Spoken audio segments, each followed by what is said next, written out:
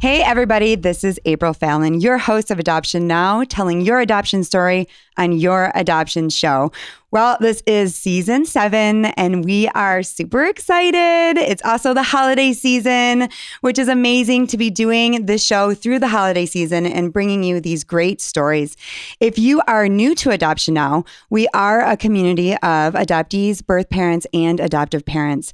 We're passionate about hearing all voices of the triad. Hearing the whole story of everyone involved can help you understand what is really going on in the story and help you become more, just educated on adoption and understand it in a deeper level. Noah and I have 4 children through adoption, and I'm super grateful for this podcast. I really am. All the resources and understanding it has brought to our family. If you've been touched by Adoption Now, we would love to hear from you. Lately, we've been getting some messages, and it has encouraged us so much and helped us. We would love to hear from you. You can send us a review. You can send us a message on social media, or you can email us at info@adoptionnowpodcast.com. Okay, speaking of reaching people, I am so honored and blessed today to have a birth mother on. First of all, a birth mother is always amazing when we have them come on and share their stories. But this is a birth mother from Ireland. Can you believe that? Ireland. I know. We arranged it. It's on video. I just can't believe it. I'm super excited. She is a birth mother who has just written a book, Does My Son Take Sugar? An Irish Mother's Memoir, a true story of love, scandal, regret, and reunion.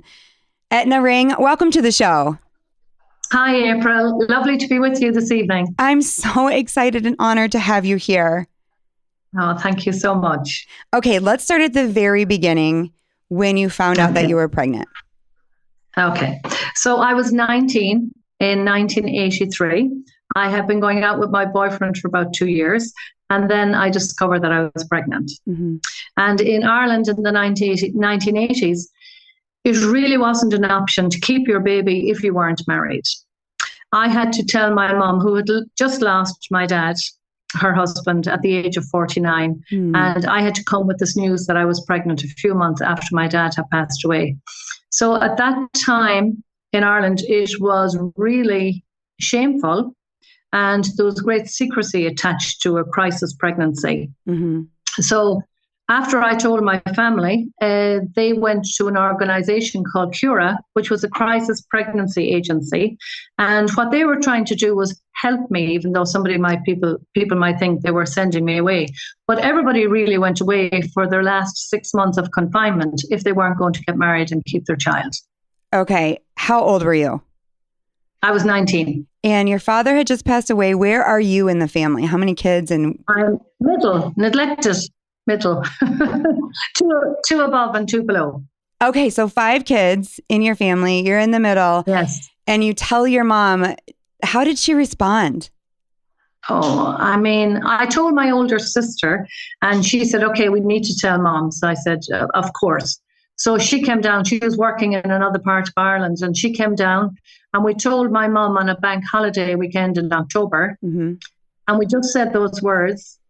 And she just got up and went to the kitchen for a glass of water. And honestly, April, when she came out of the kitchen, I just felt like, could you just send my mother back in? Because this old woman came out of the kitchen. I mean, I saw it. Mm-hmm. You know, I was in crisis with this pregnancy. I was so upset that I upset the whole family. But she was devastated because she adored my dad. She was a new widow. And now this was a crisis and she was fearful for me. Mm-hmm. So then I just cowered away like a little child for a couple of months. I didn't open my mouth. I didn't ask any questions. I didn't ask about any decisions that were being made. I just went with the flow. And the Ireland flow was you went to a host family in another part of Ireland and hid away for your 6 months of confinement. And there was a story made up that I was gone to France to be an au pair for a French family. Okay. And you see, with no social media, it was believable. Okay. I have so many questions. I was so scared. Yeah. I didn't tell my friends. Nobody knew. Nobody knew. So you hid the pregnancy and then you were now going to be an au pair and being shipped away. Yes. Yes. What about your boyfriend? Had you been in a relationship a long time, did you say? Yeah. Okay. Yes, I was with my boyfriend for 2 years. He was just a few years older than me. But, a crisis pregnancy was just that in Ireland in the 1980s. If you got pregnant and you weren't ready to get married, and certainly I probably wasn't ready to get married at 19, just the only option seemed to be at the time was just to go away. And because of that, then the relationship was meant to, we'll say, finish. Did you want to keep the baby? Oh, 110%. 110%. But that wasn't even an option.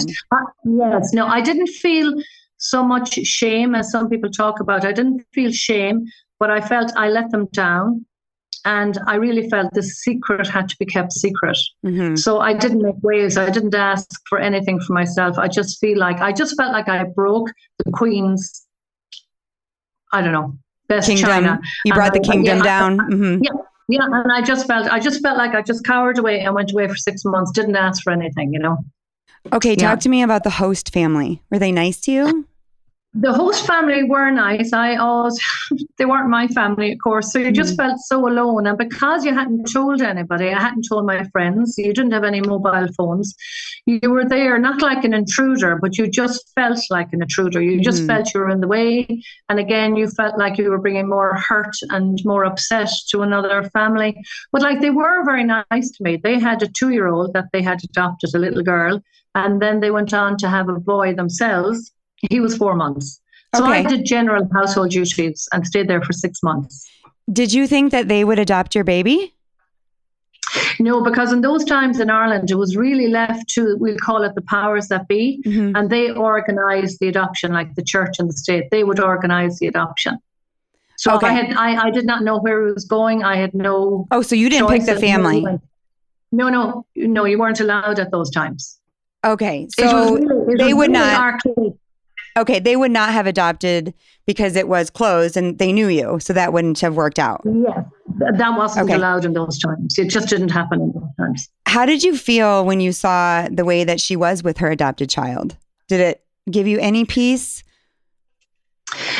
I don't even think I looked at it like that. I kind of felt, I just didn't look at her. I mean, I knew she loved her 2 children equally. She adored them. But I didn't think of it like that child was adopted and that's the way it will be. I just knew 110% I did not want to give up this child. And did you? I often say, if somebody says, if you could turn back time, would you have kept your child? I said, I would have cut off my limbs to keep my child. I really, really wanted to keep my child. I feel that so many people right now are listening, birth mothers, and they understand. And us adoptive mothers, we our heart breaks too. I mean, it's just such a painful process. Talk to us about. I want to know first. Did your family reach out to you? Did you talk to your mom? Well, you see, what they did was they kept in contact. They came down to see me every week. But again, that was in secrecy. It's amazing to try and even understand that. So we would sit in the back of a car and have a chat and have a sandwich and have a flask of tea. But we didn't go into any place like a hotel or a restaurant because, again, they were trying to protect me. So then we didn't go out anywhere. I mean, it sounds bizarre. It sounds like the 1930s, It does. But that's what happened, And was this Catholic? Yes. Were you Catholic? Okay.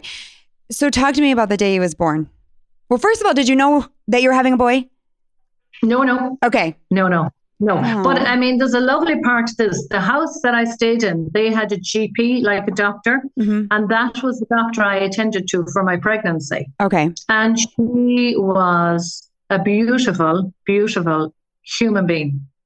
And I went to see her once a week for my pregnancy visits. And then when I went into labor, the host family that I stayed with, they rang her and she brought me to the hospital, the GP, at like 10 o'clock at night.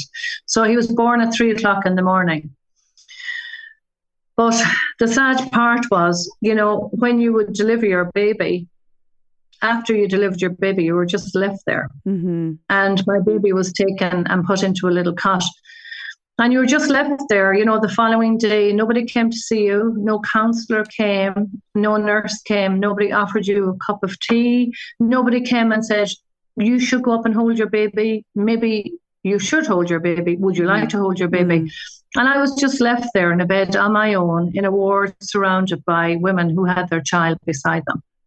Oh my gosh. And again, my heart was broken. But I just felt I'm such a bold girl. I can't ask for anything. I haven't the right to ask for anything. And that was on a Wednesday night. And I used to go up and look at him in his little cot. And sometimes I go in and hold him. And sometimes I feel like maybe I should, maybe I shouldn't. I had no clarity. And then on Friday morning, as I walked up the corridor, the nurse came up to me and she just said, you can go now. He's gone. And that was it. And like nobody had said, would you like to say goodbye? I didn't even know the day he was leaving. You know what I mean? Like I always say, if adoption in Ireland was the answer, where was the humanity? Right. And where was the kindness? Right. Was there nobody, that would even say, look, let's just give this woman a cup of coffee. Right. Maybe we should go down, bring her down to the little cubicle and meet him, hold him, have a little ritual. And they just said to me, you can go now, he's gone. I'll never forget those words. I was going to read those words. You have them in your book. Yeah. What was the date he was born? Sorry? What was the date he was born? Oh, 29th of May. May 29th. Okay. There is a part in your book where you say, my beautiful baby, he was never a problem in my eyes, just in the public eye, in the church's eye, in everyone's eye, but not in mine. And that is just, it's so true what you said, just the humanity part. That's what we're doing now here. And this is what this book is all about, is talking about the humanity. Wait, this woman just had a baby that she wanted and now the baby's gone. So what happened after that? You don't even know where he went and then you just went back home? No. Well, when they said that to me, he's gone, I walked out of the hospital with my little suitcase and I hopped into the back of a car. It was the man, I call him Michael in the book. That was the host family. So we drove home about 3 miles. And April, I climbed those stairs to my bedroom and I did 100 sit-ups because I felt if I come home thin to my hometown, people will say, oh, she hasn't got a belly. She never had a baby. That's just lies. Because in those times, now everybody hops into their jeans and, 3 days later, they're as slim as, pre-pregnancy. And I kind of felt, and imagine in my mind, I felt I better do some sit-ups. 2 days after having a baby, that's what my mind was like. Do you know what I mean? Right. Like you have to continue on the lie. Like how can you cover up more, that your mentality was so... honestly, it's also in a light so sweet that you had such, loyalty to your family and to your mother, that you really wanted to honor what she was doing, even though it was wrong, that you were really willing to do this for the sake of the family. But what is that thing? Adoption came into, April. Go ahead. Adoption came into Ireland in 1952. Okay. And there was 52,000 children were adopted. And that was 40 a week. 40 children every week. Oh my goodness. In a small country.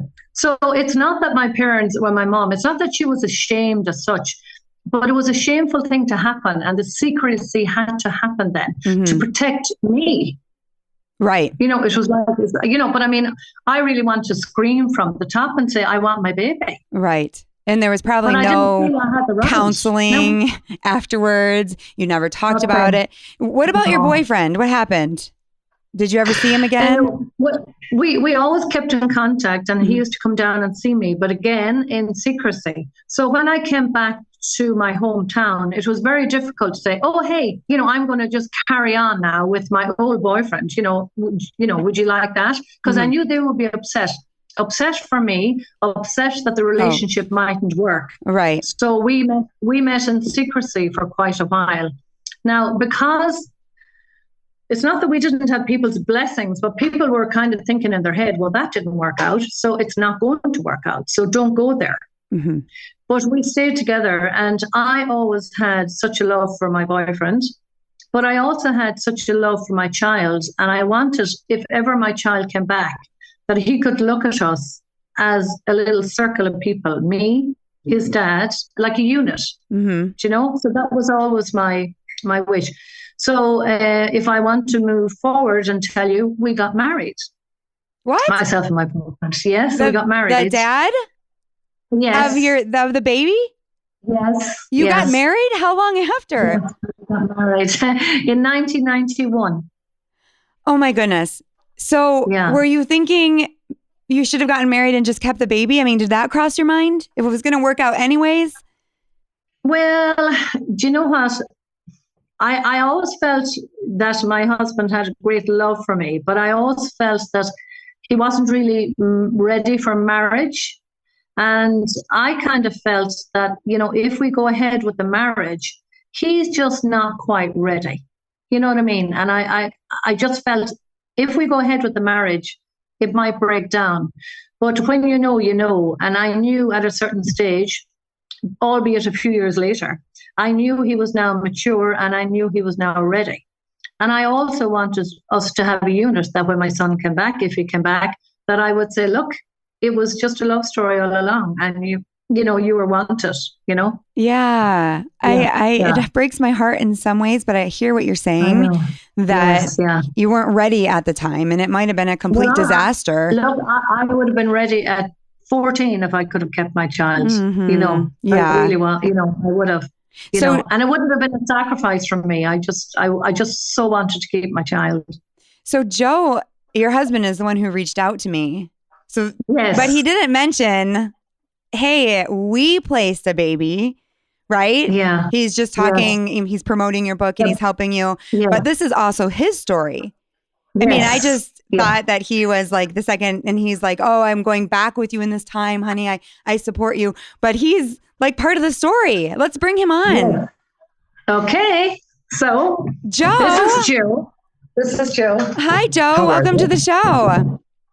Thank you very much, April. It's lovely to talk to you. Oh, lovely to talk to you and see you as well, because this is also on video on YouTube.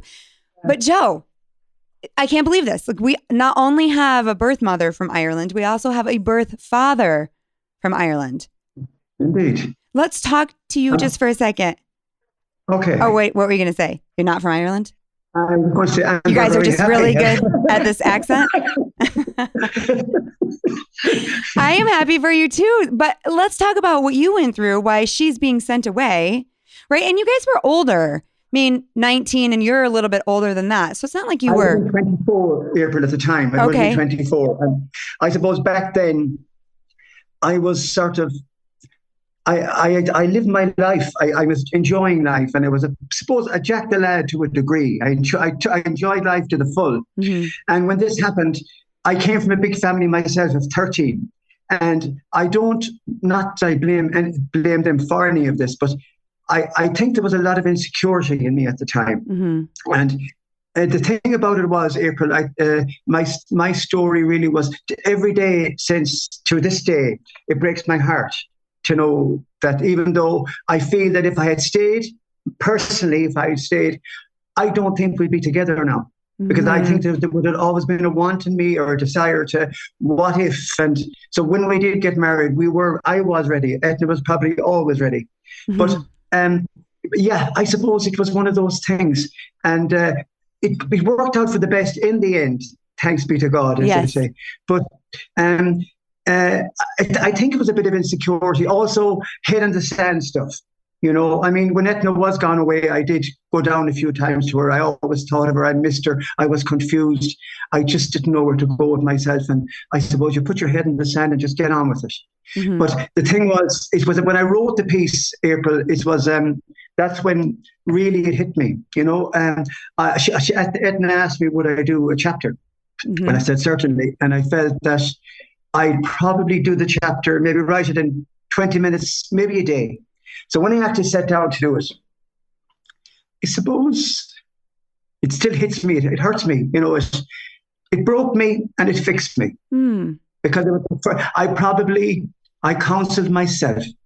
You know, I went there and I started it. It took me 6 months, April, to finish it. Oh my gosh. Because it broke me. It just, every time I go back to it, but it did fix me, because when I got it down on paper and I was totally honest about everything, and I promised myself that it would be, that I told the most honest story. I just so honest about it that I felt was probably one of the greatest things I ever did, to put it down and to have it down on paper. It will always be there for everyone to see. And what they make of it, as I said in the book, they can make of it what they want, make of me what they want. Right. But I told it as honestly as I could. Yes, you told your truth. But it still breaks me, Beaver, to this day. I mean, even I had to go there when you were interviewing it, because every time it comes up, I just, I'm just broken, and I have to go. And so it is the way, it is what it is. It's life. But at least it worked out okay. We ended up in a good place, and, with triplets. Whoa, wait. Let's talk about that in a second. But really quick, you are the second only, in the many years that I've done this, you are the second only couple that have stayed together, birth mom and dad that have stayed together, that I've interviewed together, I should say. Yeah. And I have to ask you this, Eithne, did in some part of you resent Joe at all for not saying anything? Of course there would be, a little resentment, but I'm probably just a very kind person. And I don't mean to say that in a praiseful way for me, but I knew where he was at. I knew he didn't have security, and I knew he wasn't mature in himself, and I knew he didn't know himself. And I kind of felt, I felt I'm not going to marry this guy because he's not ready. So not my fault as such. So I kind of felt, you know what, I know this guy, and he's a really good guy, but he had this insecurity. And I feel if we got married at the wrong time, it would fail. And then maybe, it would have been just a pure, absolute mess then. But I could see that he was a nice guy, and I just felt, okay, I just have to wait. It's like if you were sending your own son out to do like a grocery message, you can't send him when he's a certain age because he won't cross the road properly. And people would say, why did you let him go? He can't cross the road. But I knew when Joe was ready, I knew he would be ready. I just had to wait a little while. Talk to me about May 29th every year.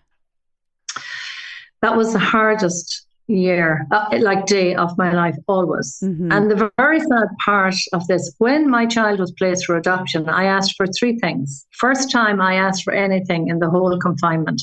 I asked that my son would be first in a family, because I wanted the excitement and the news to be big, of course for the parents, but of course also for the community. Just big news. Oh, John and Mary got a baby, or Pat and Agnes got a baby. So I wanted that. Secondly, I wanted him to be in a Catholic home. Don't ask me why, but that's what I was. I was Catholic.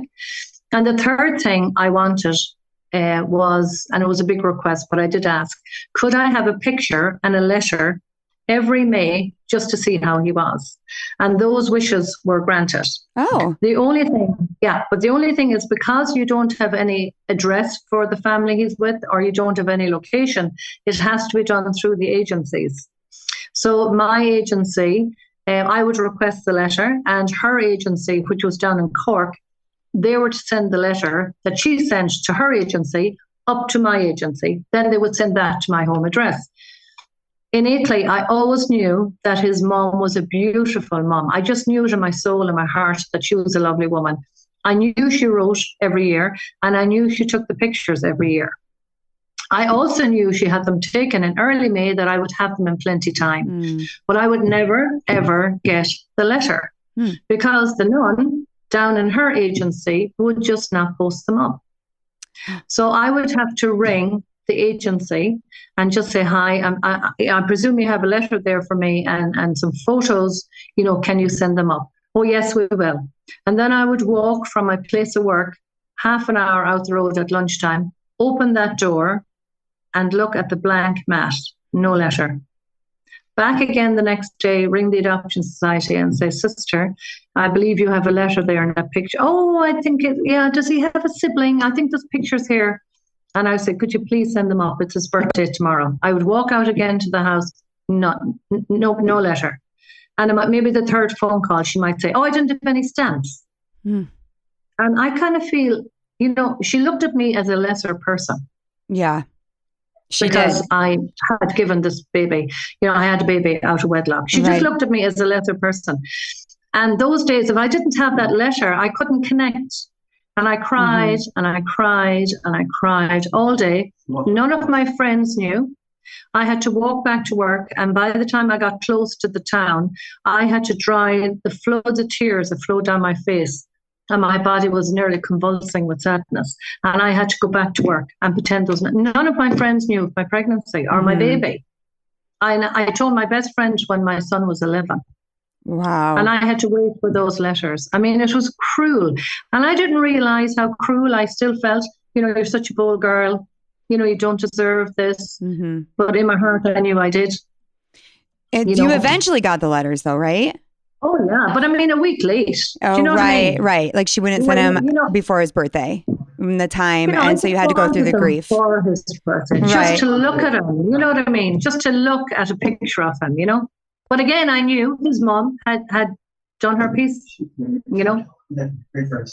Okay. So Joe mentioned that you guys got married and went on to have triplets. In 1997. Yeah. So we had 2 girls and a boy. Oh, so now what was that like? 2 girls and 2 boys. It was fabulous. Fabulous. But again, so many people didn't even know about my firstborn, Right. But so we had triplets and they were just absolute joy. It was, now I did feel quite sad because, my other child was missing. Right. But so when the children were 9, I just said to Joe, we need to tell these children about their sibling.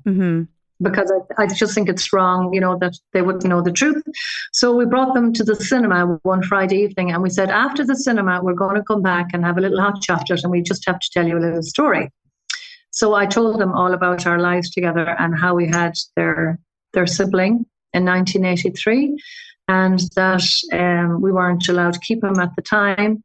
And there were 9 at the time when I told them. And my son, my younger son, he was the youngest triplet, he says, and Mum, did you keep your receipt? Can we go and get him back now? So that was quite cute. But it was so lovely because they knew then that he existed. Right. And then if we roll forward, if you want to talk about that, in 2008. Yes. So you and his adoptive mother connected, right, through these letters. Or how did you connect? So that's how we connected. And then one year I got a letter from my son's mother and she just said, enough is enough. This is my true name. This is my address and this is my mobile. So please ring me if you like to ring me. What did you do when you got that letter? Did you freak out?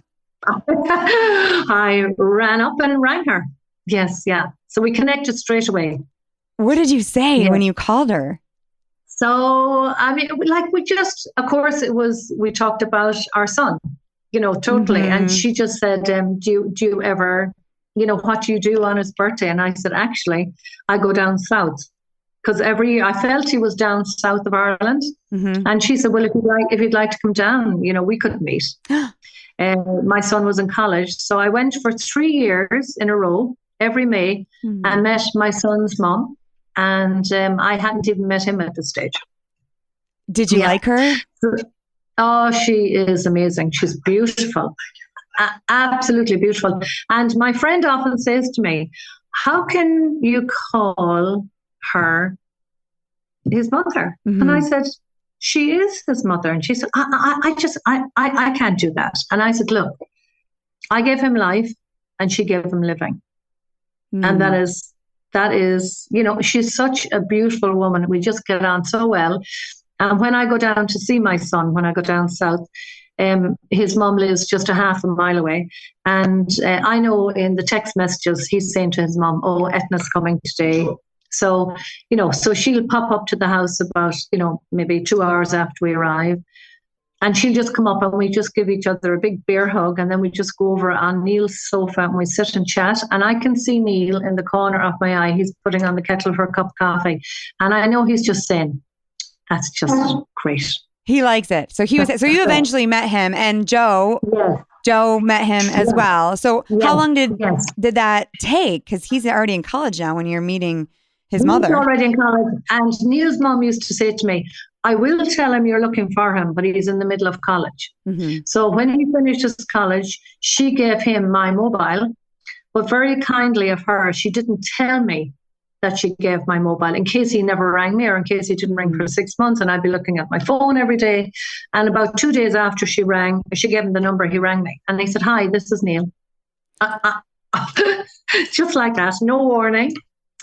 He's very kind of cool, casual guy. And he said, I was thinking of coming up to the west of Ireland to see yourself and Joe. And I said, sure. So he came up a week later on the Saturday. So we had the weekend together. Oh, what was that like? Joe, where are you? What was that like? I'm here, I'm back. Yeah. That was wonderful. Well, it was and it wasn't. Yeah, if I'm being honest. You felt bad. Yeah, I felt bad, April, because I felt I had let everybody down. And it was probably that one time and maybe doing my piece for the book that it hit me. And I felt sort of inadequate, for want of a better word. Because Eithne went and met him and went with him. And I felt I didn't have the right.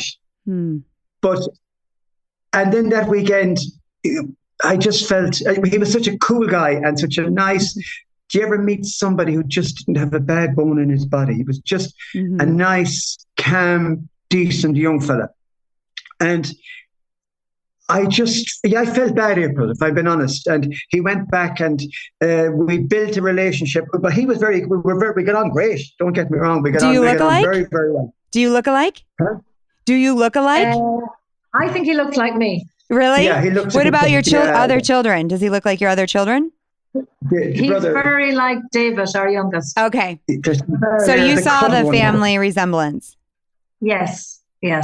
Wow. Yeah. So I then over time we built a fantastic relationship, and I think he came up here a lot of times, and I think he saw who we were and what we were, and it did him good. You know, if he felt, as I say as I say in Westport, he came from good stock. Yeah. You know, so I felt that he knew he came from good stock, and he was happy with that. And then his adopted mother and father, they were good stock. Yeah. So he was very lucky, as were we. So it's wonderful. It was just. And his mom adores him. Yes. Adores him. Oh, I love that. Did she have more children? Did she adopted a girl about 2 years later. Okay. So she has two adopted children. Yes, I love this story. It is so heartwarming and so wonderful that the two of you stayed together. Did you feel like you needed to explain to him what happened? Did you tell him?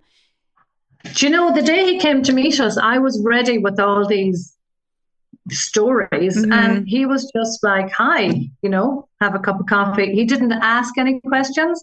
But what's beautiful about our relationship, even though we get on very well together.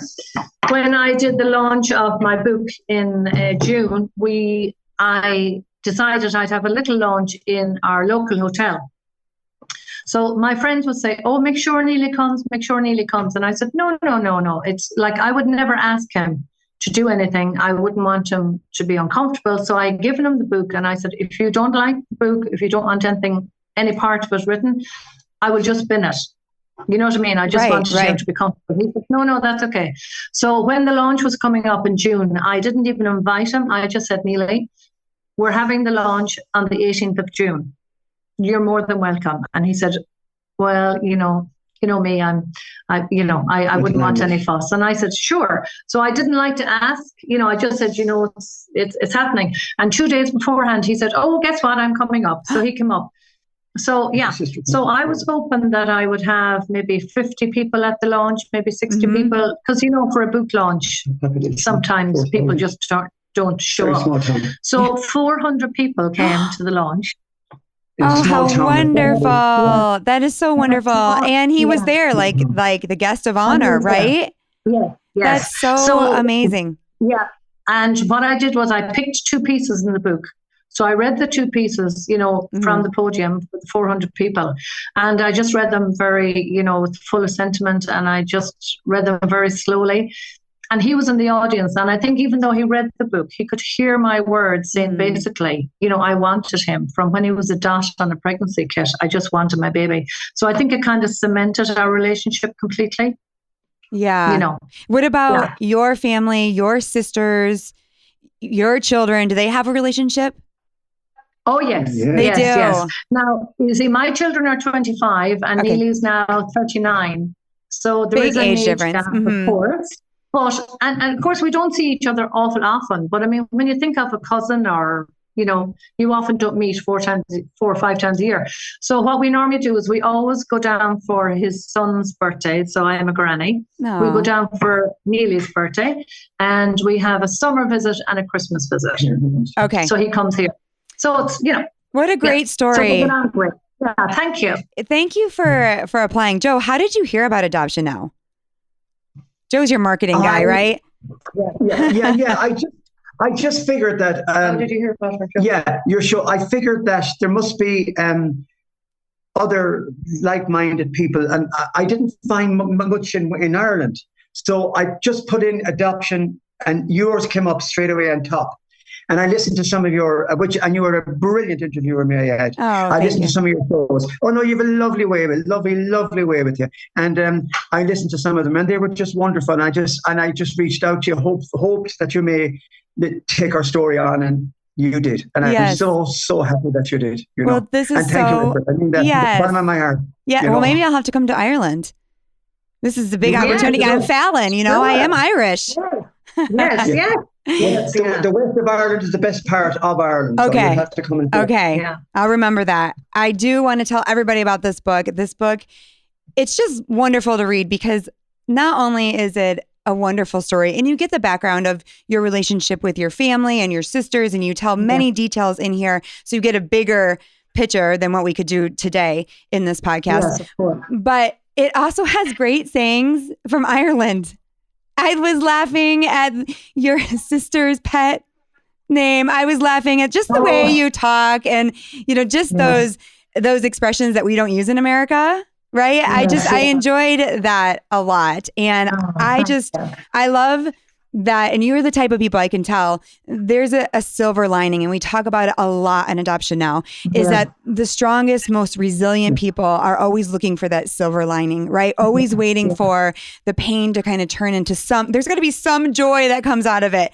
And we see that God had his hand on your life and your children and really blessed your life and your family and brought you all together. And it's like, even though through the pain, he was creating a bigger family for you, and your son felt loved the whole time, which is what birth parents really worry about. Is he going to feel loved? Are they going to know?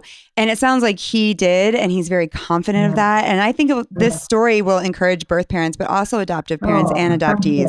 So I appreciate you both. Thank you. And if anybody wants to find the book, if you just put in eithnering.com, you can get it? EITHNE, eithnering.com, if anybody's looking for the book. Perfect. Thank you both so much. Okay. Thank you so very much, April. You were fantastic. Thank you. You too.